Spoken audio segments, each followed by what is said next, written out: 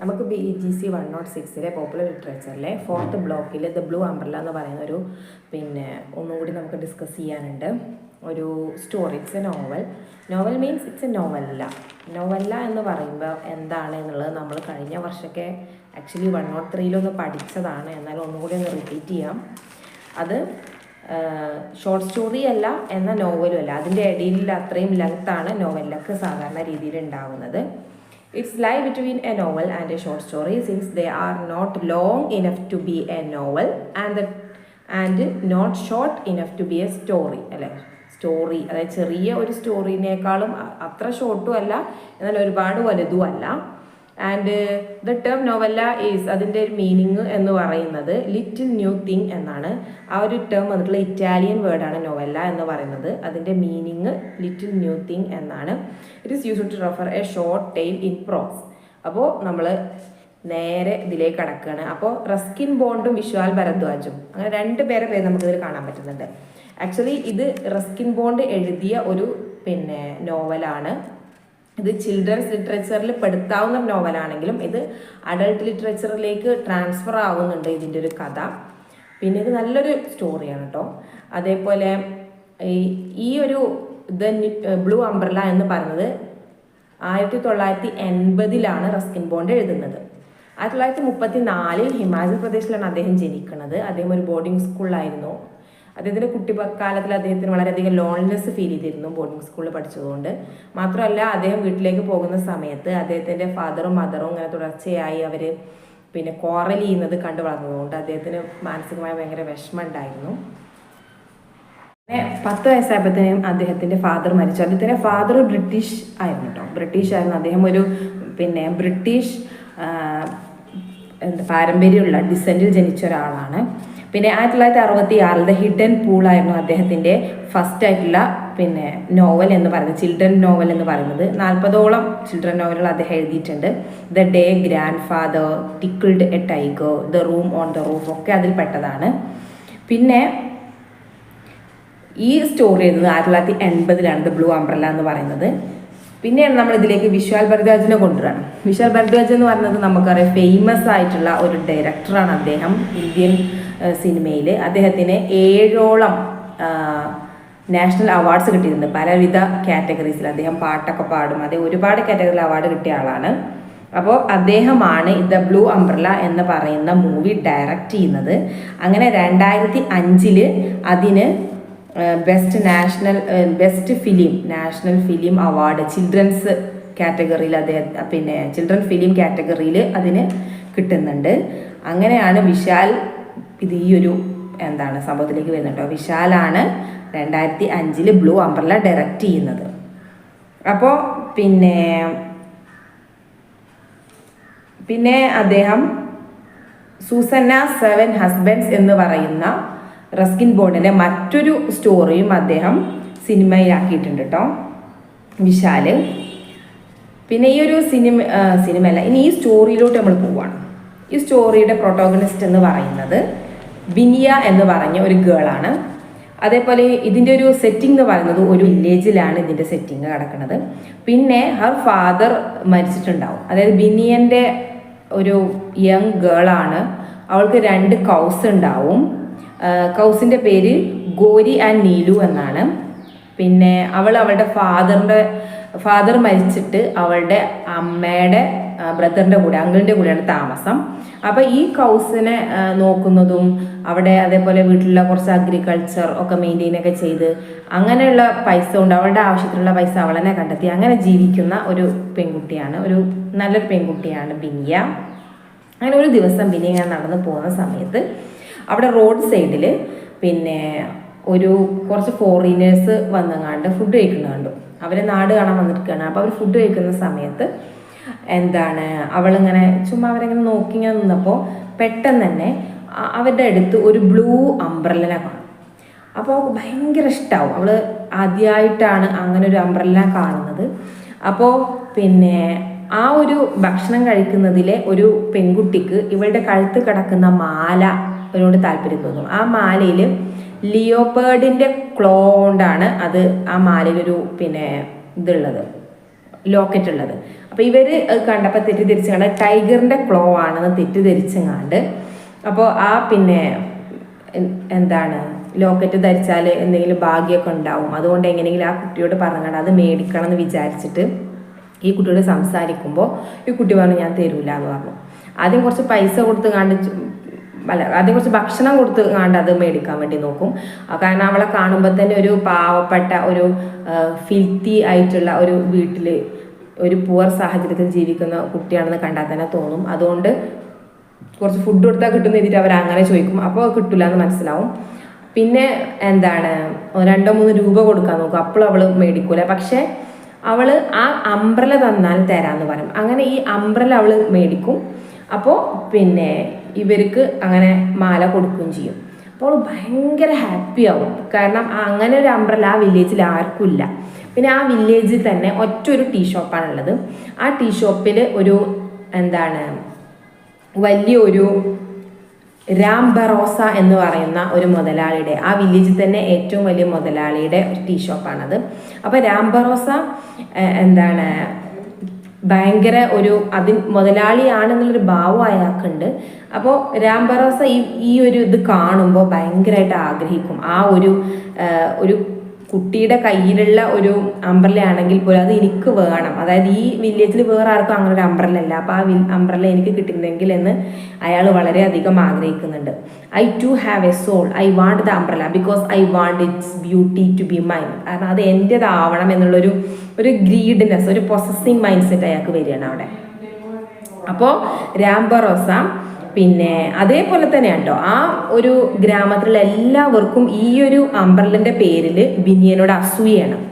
കാരണം അവരെല്ലാവരും ആഗ്രഹിക്കുന്നുണ്ട്, ഒന്നല്ലെങ്കിൽ അവർക്കത് കിട്ടണം, അല്ലെങ്കിൽ അത് അവളുടെ കയ്യിൽ നിന്ന് ഏതെങ്കിലും രീതിയിലൊരു വല്ലാതെ വെയിൽ കൊണ്ട് അതൊന്ന് ഫെയ്ഡായി നശിച്ചു പോയിരുന്നെങ്കിൽ, അല്ലെങ്കിൽ ഏതെങ്കിലും ചില്ലയിലോ മരയിലോ തട്ടി അത് നശിച്ചു പോയിരുന്നെങ്കിൽ, അല്ലെങ്കിൽ ഭയങ്കര ഒരു സ്റ്റോം വന്നുകൊണ്ട് അത് മറിഞ്ഞില്ലാതെ നശിച്ചു പോയിരുന്നെങ്കിൽ, എങ്ങനെയെങ്കിലും ഒന്നല്ലെങ്കിൽ അത് നശിച്ചു പോകണം, അല്ലെങ്കിൽ അത് ഓരോരുത്തർക്കും കിട്ടണം. അതാണ് ആ ഒരു പിന്നെ വില്ലേജിലെ എല്ലാവരുടെയും ഒരു ആഗ്രഹം എന്ന് പറയുന്നത് കേട്ടോ. അങ്ങനെ ബിനിയാണെങ്കിൽ സ്വന്തം ജീവനേക്കാളും ഇഷ്ടപ്പെടുകയാണ് അതിനെ. അത് എവിടെയോ ഒരു സ്ഥലത്ത് സ്റ്റക്കാവുന്ന സമയത്തൊക്കെ സ്വന്തം ജീവൻ തന്നെ മറന്നത് പിന്നെ വീണ്ടെടുക്കാൻ ശ്രമിക്കണമൊക്കെ ഇതിൽ കാണുന്നുണ്ട് കേട്ടോ. പിന്നെ അങ്ങനെ പോണ സമയത്ത് എന്താണ് അവിടെ അവള് പിന്നെ രാം ബറോസ പറയുന്നത് എനിക്ക് ഫ്രീ ആയിട്ട് ഞാൻ സ്വീറ്റ്സ് തരാം എന്നൊക്കെ പറഞ്ഞ് അത് പിന്നെ എനിക്ക് തരാമോ എന്നൊക്കെ ചോദിക്കുമ്പോൾ അവൾ കൊടുക്കൂല. പിന്നെ അവിടെ ഒരു രാജാറാം എന്ന് പറയുന്നൊരു യങ് ബോയ് ആ ഒരു പിന്നെ നാട്ടിലേക്ക് വരികയാണ്. അയാൾ അവിടെ പിന്നെ he want to seek a job, അങ്ങനെ ആ ഒരു ആവശ്യത്തിന് വേണ്ടി വന്നു, ഒരു ജോബ് സീക്ക് ചെയ്യാൻ വേണ്ടി വന്നു. എന്നിട്ട് രാം ബറോസന്റെ ടീ ഷോപ്പിൽ ചെന്നങ്ങാണ്ട് അയാൾക്ക് മനസ്സിലാവും രാം ബറോസക്ക് ആ ഒരു അംബ്രലയോട് ഭയങ്കര താല്പര്യമുണ്ട്. അതുകൊണ്ട് അവിടെ ഒരു ജോലി കിട്ടിയങ്ങാണ്ട് അയാളുടെ ഒരു പ്രത്യേക ഇഷ്ടം, അതായത് ആ ഒരു ഓണറുടെ പ്രത്യേക ഒരു അറ്റൻഷൻ സീക്ക് ചെയ്യാൻ വേണ്ടിയിട്ട് അവൻ പറയും ഞാൻ എന്തായാലും ഞാൻ ഈ ഒരു അംബ്രല നിങ്ങൾക്ക് മേടിച്ചു തരും എന്ന് പറയും. അങ്ങനെ അവന് പിന്നെ മെല്ലെ ഒരു ദിവസം ഈ പശുക്കളെ മേയ്ക്കാൻ വേണ്ടിങ്ങാണ്ട് ബിനിയ പോണ സമയത്ത് പിറകെ പോയിങ്ങാണ്ട് ആ ഒരു അംബ്രല അവള് ആ പശുക്കളെ ഇതാക്കാൻ പോണ സമയത്ത് അംബ്രല അവളോട് വെക്കും. അപ്പോൾ ഇയാൾ വേഗം ചെന്നുങ്ങാണ്ട് പിന്നെ എടുത്ത് ഓടുകയാണ് ചെയ്യുക. അപ്പത്തിന് ഇവള് പിറകെ സ്ക്രീം ചെയ്തുങ്ങാണ്ട് കാണും, എന്നിട്ട് സ്ക്രീം ചെയ്ത് ഓടും. അപ്പോൾ അവളുടെ ഒരു ബ്രദർ ബിച്ചു വന്നുങ്ങാണ്ട് അവളെ രക്ഷിക്കാനാൽ ആ അംബ്രല ഇവന്റെ പിറകെ പോയിങ്ങാണ്ട് ഫൈറ്റ് ചെയ്തുങ്ങാണ്ട് മേടിച്ച് അവൾക്ക് തന്നെ കൊണ്ടു കൊടുക്കും. അപ്പൊ അയാൾ പറയാണ് ഇങ്ങനെ രാം ബറോസ പറഞ്ഞിട്ടാണ് ഞാനിത് ചെയ്യുന്നത്, എന്നെ ഉപദ്രവിക്കരുത് എന്ന് പറയും ഈ രാജാറാം. അപ്പോൾ അതോടുകൂടി നാട്ടിലെല്ലായിടത്തും സ്പ്രെഡാവും. കാരണം രാം ബറോസ എന്ന് പറയുന്ന അത്രയും ഒരു പ്രൊമിനൻ്റ് ആയിട്ടുള്ള ആ നാട്ടിലെ ഒരാൾ ഈ ഒരു കുട്ടിയുടെ കയ്യിൽ നിന്ന് അംബ്രല സ്റ്റീൽ ചെയ്യാൻ വേണ്ടി ഒരാളെ പറഞ്ഞു വിട്ടു എന്ന് പറയുന്നത് ഭയങ്കര നാണക്കേടായിങ്ങാണ്ട് ഇയാളുടെ എല്ലാ സ്ഥലപ്പേരും പോവും. അങ്ങനെ ഒരാളും അവിടെ വന്നുകാണ്ട് സാധനങ്ങൾ മേടിക്കാതാവും. അങ്ങനെ അയാൾ കംപ്ലീറ്റ്ലി ഒരു പതറ്റി കണ്ടീഷനിലാവും. അയാളുടെ ബിസിനസ് കുറയും, അങ്ങനെ അയാൾക്ക് നഷ്ടങ്ങൾ സംഭവിക്കും. അപ്പം അയാൾ ഭയങ്കരമായിട്ട് വിഷമിക്കും. കാരണം ഒരു actually Rambharosa did what they had wish to do. അതായത് അവിടെ പിന്നെ ഉള്ള ഓരോ വില്ലേജേഴ്സും ആഗ്രഹിച്ചിരുന്ന ഒരു കാര്യമാണ് അവിടെ രാംബറോസ ചെയ്തിട്ടുള്ളത്. പക്ഷേ ഇങ്ങനൊരു സംഭവം ഉണ്ടായപ്പോൾ എല്ലാവരും അയാളെ ബ്ലെയിം ചെയ്തുകൊണ്ട് പറയാൻ തുടങ്ങി. പിന്നെ because of the umbrella he had suffered the tortures of greed, the disperse of loneliness. ആ ഒരു അംബ്രല കാണാൻ അയാൾ അത്യാഗ്രഹത്തിൻ്റെ എല്ലാം അങ്ങേയറ്റം അയാൾ സഹിച്ചു. പിന്നെ അതേപോലെ അത്യാഗ്രഹം കാരണം അയാൾക്ക് ഉണ്ടായ ഏറ്റവും വലിയ മാനഹാനി അയാൾ സഹിക്കേണ്ടി വന്നു. പിന്നെ അയാൾ ആകെ ഒറ്റപ്പെട്ടു, ആ ലോൺലിനെസ് സഹിക്കേണ്ടി വന്നു. അങ്ങനെ പോയപ്പോൾ പിന്നെ എന്താണ് ബിനിയക്ക് ഭയങ്കര വിഷമായി. കാരണം അവള് കാരണം മറ്റൊരാൾ വേദനിക്കാവുന്നത് കണ്ടപ്പോൾ അവൾക്ക് ഭയങ്കര വിഷമം തോന്നി. അവിടെയാണ് എമ്പതി വർക്കൗട്ടാണ് കേട്ടോ. ആ ഒരു സ്ഥലം തൊട്ടാണ് ഈ ഒരു എന്താണ് ഈ ഒരു നോവലിൻ്റെ കംപ്ലീറ്റ് സിനാരിയോ ഷിഫ്റ്റ് ആണത്. അത് ഇത്രയും നേരം ഒരു ചിൽഡ്രൻസ് ലിറ്ററേച്ചർ ലെവലിൽ പോയിട്ട് ഇനി അത് ഒരു അഡൾട്ട് ലിറ്ററേച്ചർ ടേണിലോട്ട് പോവുകയാണ്. കാരണം ആ സമയത്ത് ബിനിയക്ക് ഒരു എമ്പതി ഫീലിംഗ് വരികയാണ്. എമ്പതി ഫീലിംഗ് വന്നിട്ട് പിന്നെ ഞാൻ കാരണം അങ്ങനെ വരുന്നൊരു വിഷമം കാരണം അവൾ ചെന്നിട്ട് പിന്നെ അവിടെ അവളൊരു സ്വീറ്റ്സ് വാങ്ങിക്കുകയും ചെയ്തു. എന്നിട്ട് ആ ഒരു അംബ്രല അവിടെ വെച്ച് അവൾ പോരുകയാണ്. അവിടെ വെച്ച് പോയപ്പോൾ എന്നിട്ട് അവള് പിന്നെ ഇയാൾ പിറകെ വന്നുകൊണ്ട് എന്തിനാ ഇവിടെ വെച്ച് പോകുന്നത്, എനിക്കത് ആവശ്യമല്ല, ഇപ്പം വെയിലും മഴയൊന്നും ഇല്ലല്ലോ, അപ്പം എനിക്ക് വേണ്ടാന്ന് പറഞ്ഞു. അപ്പം അയാൾ പറഞ്ഞാൽ അവൾ പറയാണ് and umbrella is not everything എന്ന് അവൾ പറയാണ്. കാരണം എന്താണ് ഈ അംബ്രല കാരണം ഇത്രയൊക്കെ ഒരു നഷ്ടങ്ങൾ ഒരാൾക്ക് സംഭവിക്കുമ്പോൾ അതിൻ്റെ മുന്നിൽ അംബ്രല എന്ന് പറഞ്ഞ ഒന്നും അല്ല എന്നുള്ളത് ആ ഒരു കുട്ടി അവിടെ സ്റ്റേറ്റ് ചെയ്യാണ് ചെയ്യുന്നത്. അപ്പോൾ അയാളും തന്നെ എന്ത് ചെയ്യും, അവളോട് ഭയങ്കര സ്നേഹം തോന്നുകയും പിന്നീട് ഒരു ഗിഫ്റ്റ് എന്ന രീതിയിൽ ഒരു ഡിയറിൻ്റെ ക്ലോസ് കിട്ടുമ്പോൾ അത് വെച്ചങ്ങാണ്ട് ഒരു സിൽവർ സ്മിത്തിൻ്റെ അടുത്ത് കൊണ്ടുപോയി ഒരു ലോക്കറ്റാക്കി ഉണ്ടാക്കി ഇവക്ക് ധരിക്കാൻ വേണ്ടി കൊടുക്കും.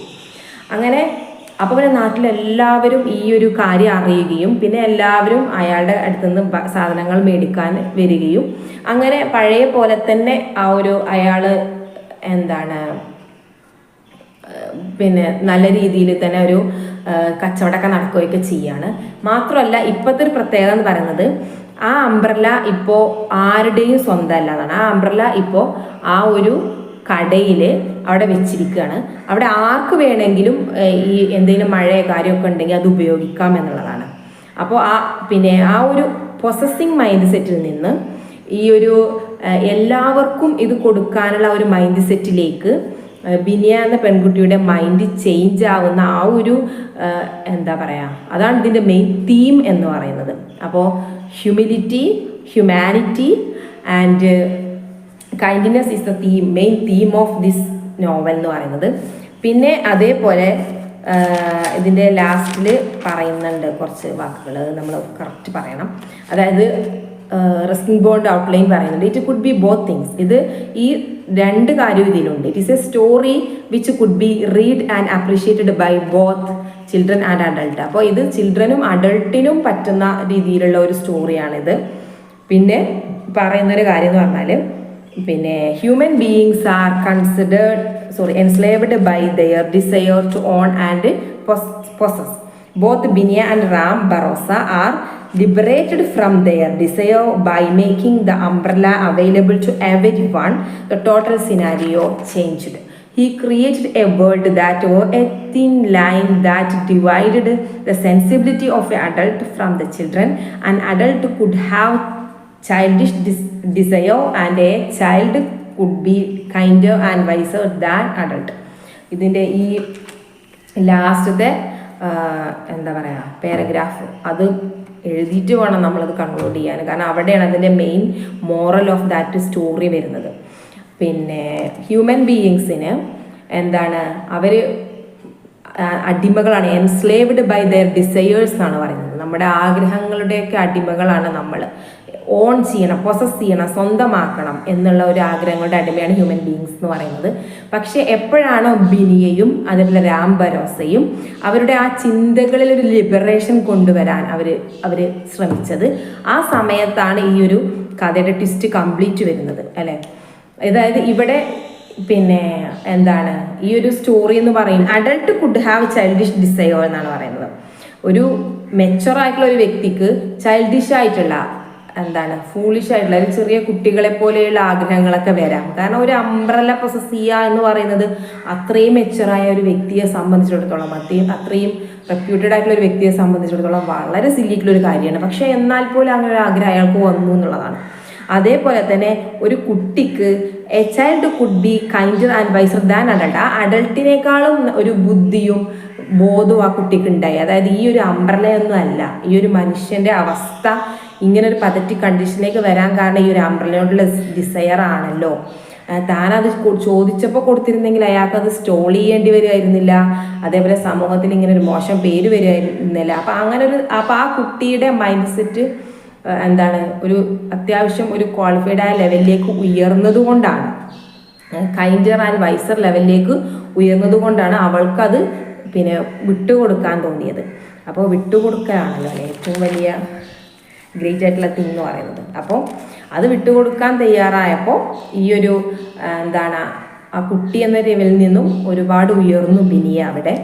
അതേപോലെ അയാളും അയാളുടെ എന്താണ് ചിന്താരീതിയിൽ ഒരുപാട് മാറ്റങ്ങൾ വരുത്തി.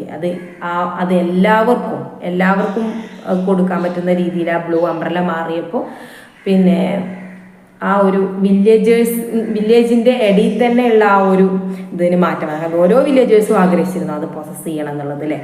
അപ്പം ചെറിയൊരു സാധനം വെച്ചാണെങ്കിലും വലിയൊരു മോറൽ മെസ്സേജ് ഇതിൽ പറയുന്നുണ്ട്. അപ്പോൾ an adult could have childish desires and a child could be kinder and wiser than adult എന്ന് പറയുന്ന ആ ഒരു പോയിന്റ് എന്തായാലും നമ്മൾ ഉൾപ്പെടുത്തണം. അപ്പോൾ ഇത്രയും കാര്യങ്ങൾ. പിന്നെ വിശാൽ ഭരദ്വാജാണ് ഇത് ഡയറക്റ്റ് ചെയ്തത് എന്ന രീതിയിലുള്ള കാര്യങ്ങൾ പറയണം. പിന്നെ റസ്കിൻ ബോണ്ടിൻ്റെ കാര്യം പറയുമ്പോൾ അയാൾ ഒരു പത്മഭൂഷൺ, അതേപോലെ പത്മശ്രീ, പിന്നെ അങ്ങനെ ഒരുപാട് അവാർഡ്സുകൾ നേടിയ ആളാണ് കേട്ടോ. അത് പറയണം. സാഹിത്യ അക്കാദമി അവാർഡൊക്കെ അദ്ദേഹം നേടിയിട്ടുണ്ട്. അപ്പോൾ ഓക്കെ, ഇതാണ് നമ്മുടെ last and final the blue umbrella.